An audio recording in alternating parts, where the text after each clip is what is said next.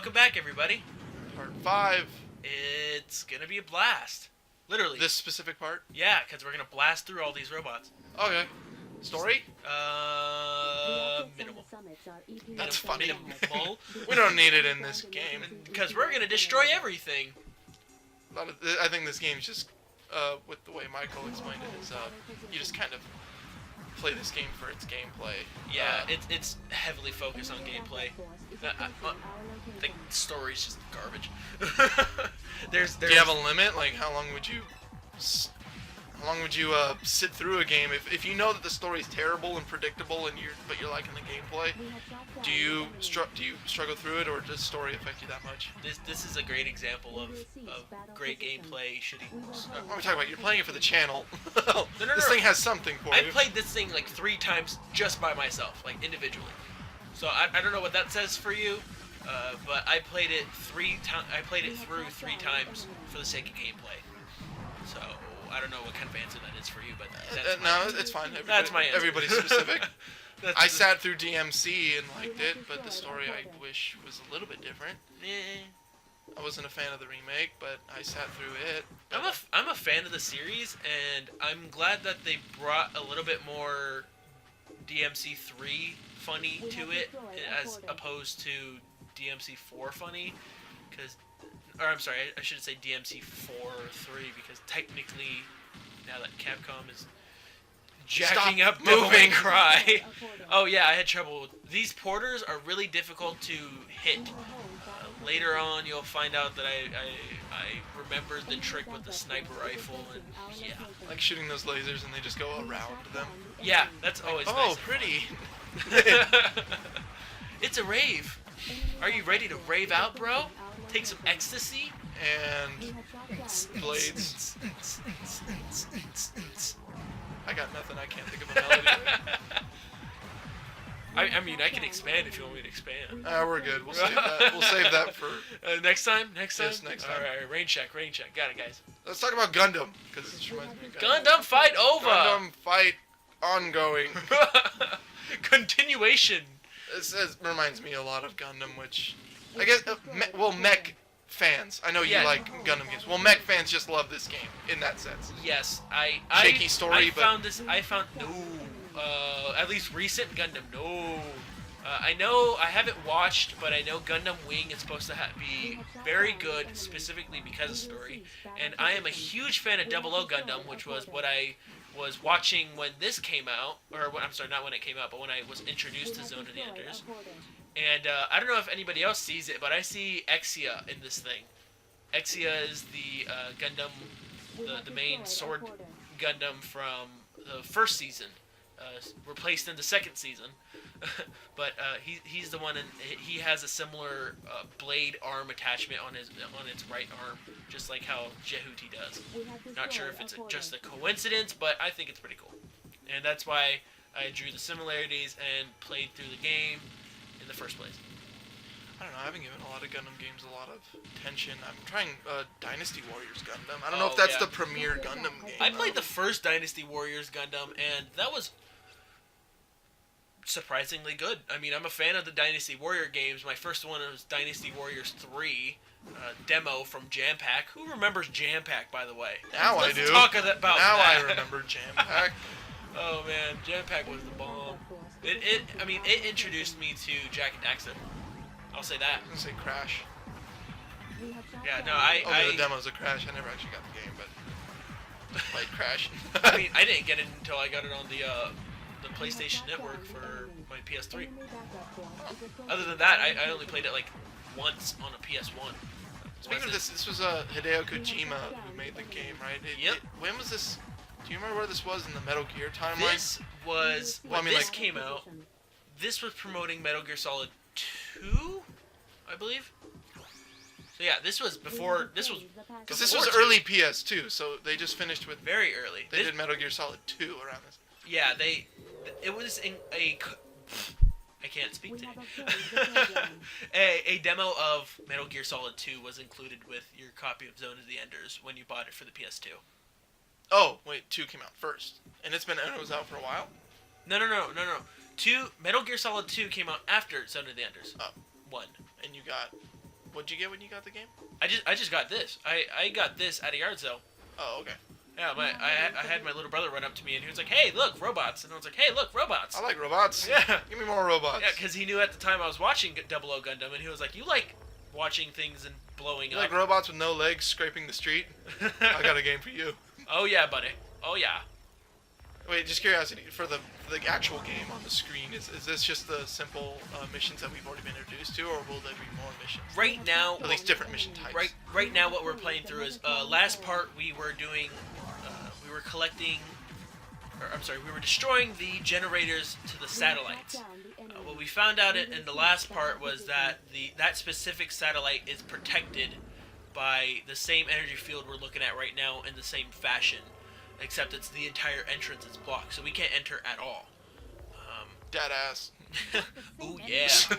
Oh yeah. I'm not even a mech guy. We all looked. I mean, we all can appreciate the cockpit, complexities of the cockpit placement of Jay Huddy here. Jay Huddy. That's his rapper name. Oh yeah, Jay Huddy. Oh, He's worth way more than Tree Fitty. Trace Fitty. 50 Cent. Oh, for all you multilingual, Trace Fitty. In case you didn't understand. Yes. Yes. Wait. Yes. Are all the areas gonna look like this? No. Right now we're in the shaft. Okay. Let me rephrase that. We are. Giggle, LOL, we are- comments. We're underground right now, going towards the generators. We just found our first generator. The other one was blocked off, and we saw me fight off a group of robots that had a program, or at least the first set of keys to a program. What's going to happen is after this, we're going to go pick up the second key, and then we'll be able to enter through that area. But right now, we just destroyed this first generator, and now to do some backtracking to go at least be able to destroy the second generator, because right now it's blocked off. That's one thing I like about the HD collection, though. I mean, I'm not saying backtracking itself is a good thing, but when you have an HD collection, odds are you increase the load times by a good amount, and backtracking all of a sudden, especially if you grew up playing the original version of the game, it doesn't feel as much of a chore. So you actually feel a little bit more encouraged to backtrack sometimes. We say backtracking, and I immediately think of my vendetta with at least the game reviewers. Right. I'm just saying. I brought this point up to Mark on the side, but with Zone of the Enders HD collection, it got moderate reviews simply because they said that the load times were ridiculous. Now, I want to point something out. I know I cut out load times and everything, but if I were to leave in these load times, they wouldn't make a flipping difference. Honestly, it's like maybe... A flopping difference. I remember cutting out load times frame by frame. Frame by frame. Like, honestly, dude, frames worth of load time. The longest load time that I've had to cut up to this point was like less than 2 seconds. Now, honestly, that's just my thing. It's like, how can you complain that a game has ridiculous load time? 0 out of 10, worst game ever, don't buy. Yeah, like, what is your beef with this game? People, just play it, appreciate it. Your best review is your own. Now, this is why, when I went to go pick this game up at midnight, nobody heard of it. Coincidentally, the HD remake of this game came out during Assassin's Creed 3's launch. And so it had its own midnight launch for the reason that it was piggybacking off of Assassin's Creed's hype. Now that's some perspective. Now, I literally asked, I think, half the line.